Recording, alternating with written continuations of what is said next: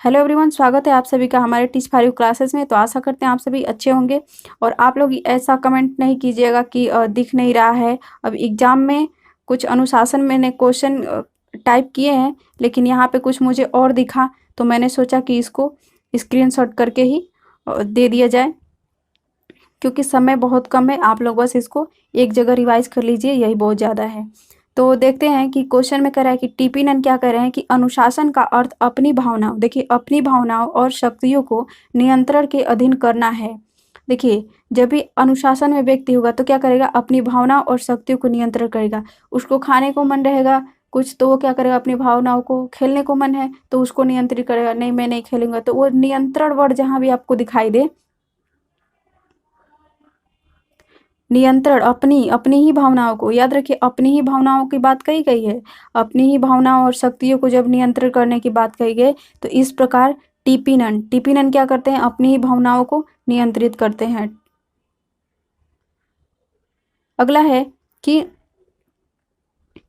Henry Martin के अनुसार क्या है कि व्यवहार के कुछ नियमों का पालन करना। देखिए, पालन करना अब कौन करेगा, हेनरी के हैं, कोई व्यक्ति हैं जो कि मार्टिन है।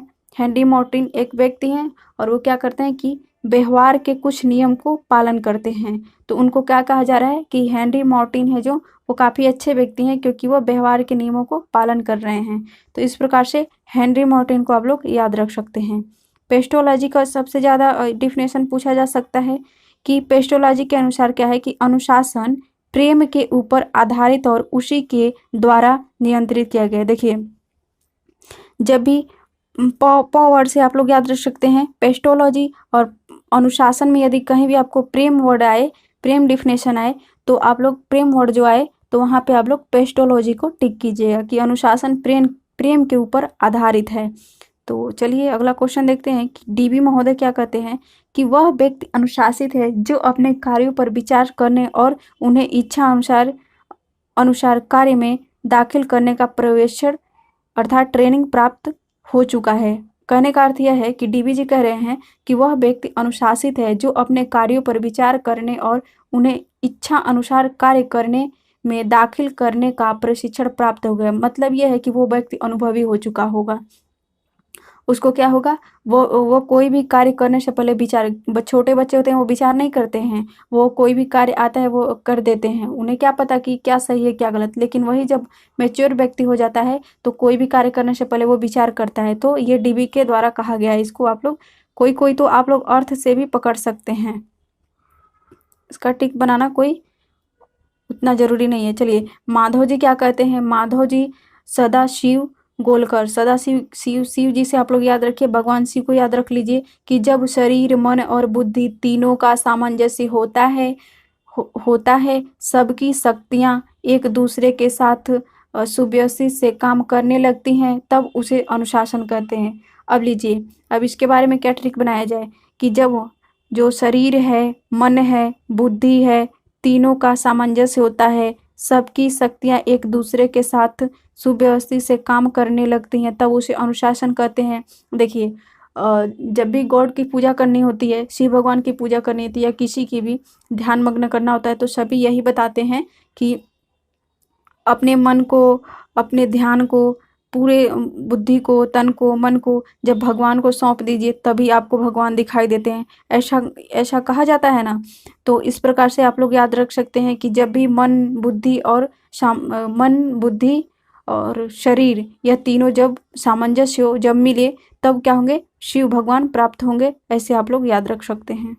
और यहाँ पे इंग्लैंड के बोर्ड ऑफ एजुकेशन से किया गया कि अनुशासन वह साधन है जिसके द्वारा बालकों को नियमित उच्चतम आचरण तथा उन आदतों के लिए प्रशिक्षित किया जाता है जिसमें वह अपने अंतर्निहित गुरु को सर्वोत्तम रूप से, देखिए अंतर्निहित गुरु मतलब क्या, खुद में ही, वह अपने आप में ही, देखिए आप भी अपने अंदर एक गुरु है। जब कोई ऐसी मुसीबत आती है ना, तो आप ही अपने आप को मोटिवेट करते हैं। इस समय आप लोगों की जॉब नहीं लगी है तो कोई अदर आप लोगों को सराहना देने या मोटिवेट करने नहीं आ, तो अंतर्निहित गुरु को सर्वोत्तम रूप से प्रयोग में लाना, यही क्या है, अनुशासन है। तो इंग्लैंड के बोर्ड ऑफ एजुकेशन के द्वारा कहा गया है।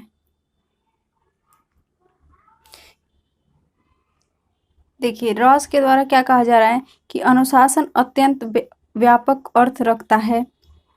इसे छात्र के चरित्र पर विद्यालय के प्रभाव का वाचक नहीं होना चाहिए। इसका संबंध केवल बाहरी आचरण से ही नहीं बल्कि ये आचरण के आंतरिक उद्देश्य से भी संबंधित रखता है।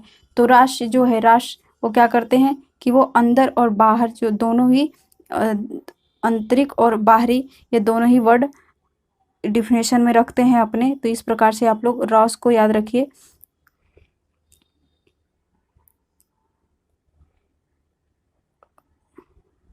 मूलर का भी देख लेते हैं कि आधुनिक संदर्भ में अनुशासन का तात्पर्य है बालक बालिकाओं को प्रजातंत्र के लिए तैयार करना। अनुशासन का उद्देश्य है और व्यक्तियों का ज्ञानार्जन, शक्तियों, आदतों, रुचियों और आदर्शों के विकास में सहयोग देना, जिससे वह स्वयं का अपने विद्यार्थियों का सामंजस्य संपूर्ण समाज के उत्थान हेतु कार्य कर सके। तो जब भी आपको मूलर शब्द मिले तो प्रो एडी मूलर के द्वारा यह कहा गया है कि जो बालक है और बालिका है वो प्रजातांत्रिक के लिए तैयार होते हैं। ये प्रजातांत्रिक आप लोग वर्ड रख सकते हैं कि बालक बालिकाएं प्रजातांत्रिक है। तो इस प्रकार से आप लोग मूलर को याद रखेंगे अपने डिफिनेशन में। इस प्रकार से कहें रायबर्न क्या कहते हैं कि एक विद्यालय में अनुशासन का अर्थ समानता तथा कार्यों के संपादित में विविध नियमति और आदर्शों की अनुपालना होती है। ऐसे आप लोग याद रख सकते हैं। डीबी के द्वारा है कि विद्यालय में भौतिक विकास के साथ साथ अन्य डीबी जी क्या कहते हैं कि विद्यालय में बौद्धिक विकास के साथ साथ अन्य प्रकार के विकास भी सहयोगी क्रिया द्वारा समान उद्देश्य हेतु प्राप्त किए जाते हैं। जिन कार्यों को करने के परिणाम या निष्कर्ष निकलते हैं उन कार्यों को सामाजिक एवं सभी ढंग से करने पर अपने ही ढंग एवं रूप का अनुशासन उत्पन्न होता है। तो जहाँ भी अपने ही ढंग का सहयोगी ढंग करने पर अपने ही ढंग एवं रूप का अनुशासन उत्पन्न होता है। तो डीवी जो है, डीवी वो अपने ढंग की बात करते हैं। डीवी जी क्या करते हैं, अपने ढंग की बात करते हैं। इस प्रकार से आप लोग याद रख सकते हैं। रैन आप लोगों ने पढ़ा होगा ना कई बार पीसी रैन के बारे में। तो चलिए, जिसमें कि आप लोगों को एक घड़ी वर्ड से आप लोगों को जो डिफिनेशन मिला था वो भी रैन के द्वारा ही था। तो आप लोग याद रख सकते हैं, प्रधानाचार्य से रिलेटेड वो डिफिनेशन था। तो ऐसे ट्रिक यदि याद रहेगा तो सही रहेगा। चलिए देखते हैं कि पीसी रैन क्या कहते हैं कि जिस प्रकार सेना, जल सेना और सरकार के व्यक्तित्व के लिए अनुशासन आवश्यक है उसी के समान विद्यालय में भी अनुशासन। प्यारा सा भी इनका डिफिनेशन है कि जिस प्रकार, ये क्या कर रहे हैं, एक एग्जाम्पल दे रहे हैं कि जिस प्रकार, एक तुलना कर रहे हैं कि जिस प्रकार सेना, जल सेना और सरकार के व्यक्तित्व के लिए अनुशासन आवश्यक है, सबके लिए अनुशासन होता है ना, उसी तरह विद्यालय के लिए भी होना जरूरी है।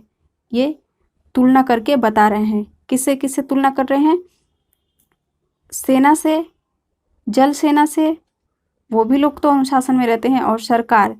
तो इस प्रकार से जो रैन है, रैन काफ़ी अच्छा डिफिनेशन दिए हैं।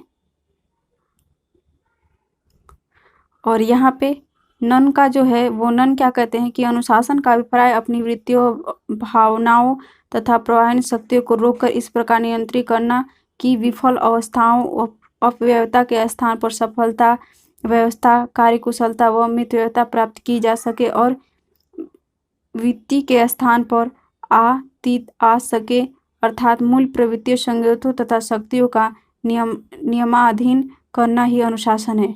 देखिए सबको छोड़िए, इसमें ये रख लीजिए कि शक्तियों के नियमाधीन कार्य करना ही अनुशासन है। शक्तियों के नियम अधीन कार्य करना ही अनुशासन है, नन के द्वारा कहा गया है।